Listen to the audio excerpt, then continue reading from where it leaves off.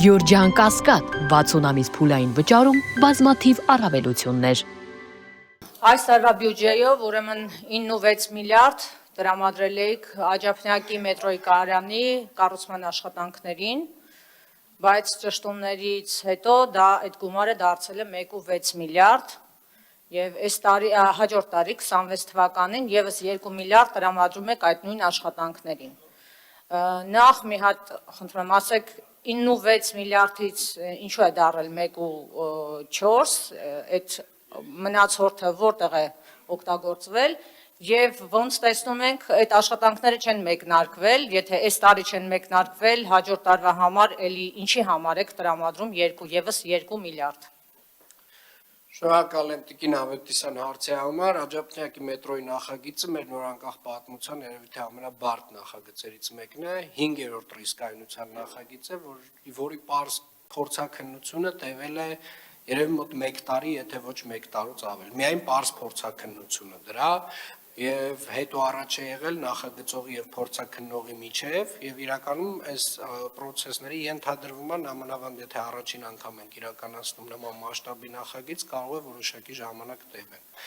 Ինչու որտեղ են ուղղվել այդ գումարները Ավետիսյան, քանի որ տրանսպորտային ոլորտի զարգացման համար գումարներ էին, այդ գումարների մի մասը էական ուղղվել է մեր 45 տրոլեյբուսների գնման համար, եւ մենք ստացել ենք 45 տրոլեյբուսների գնման գումարը, այսինքն նույն ուղղությամբ է գնացել, նույն ասելով ոլորտային նույն ուղղությամբ է գնացել, եւ մենք հաջորդ տարի արդեն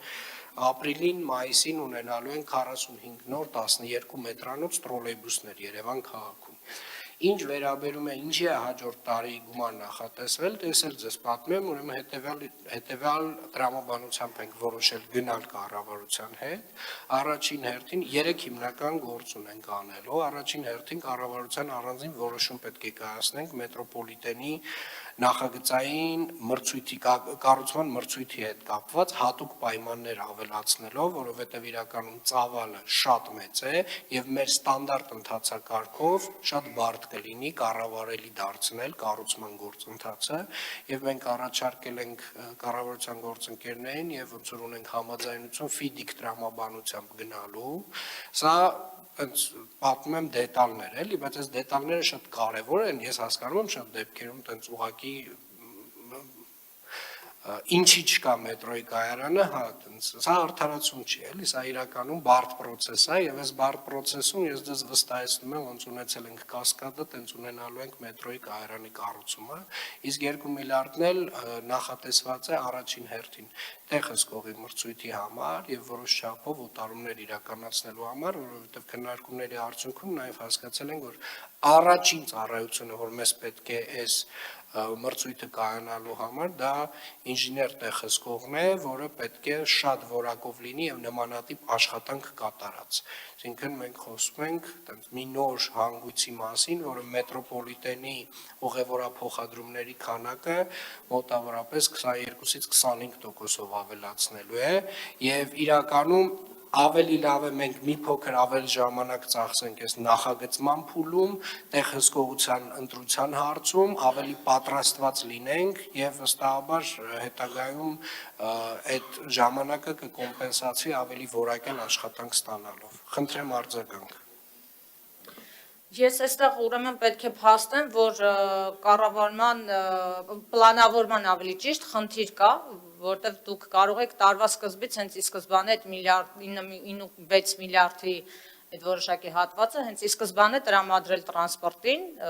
ոչ թե սկզբում տրամադրել մետրոյի կառուցման աշխատանքներին, հետո տարվա կեսից հենց վերանայումներ անել, նոր հասկանալ, ոչ չի ստացվում, եկեք տրամադրենք ուրեմն այլ գործերի վրա։ Եթե այս ճոպանուղուն վերաբերվող գումարները փաստաթղթային փուլերի համար են, այստեղ հստակ նշված է կառուցման աշխատանքներ։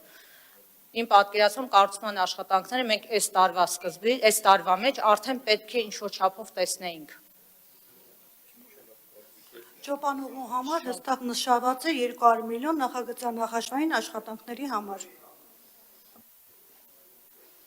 Շնորհակալ եմ Տիկին Ավետիսյան, իրականում 200 միլիոն դրամով շատ կուզեինք, բայց ցավոք ճոպանուղի կառուցել չենք կարող, բայց կարծում եմ նախագծանախաշվային փաստաթղթեր ստանալ կկարողանանք։ Շատ լավ։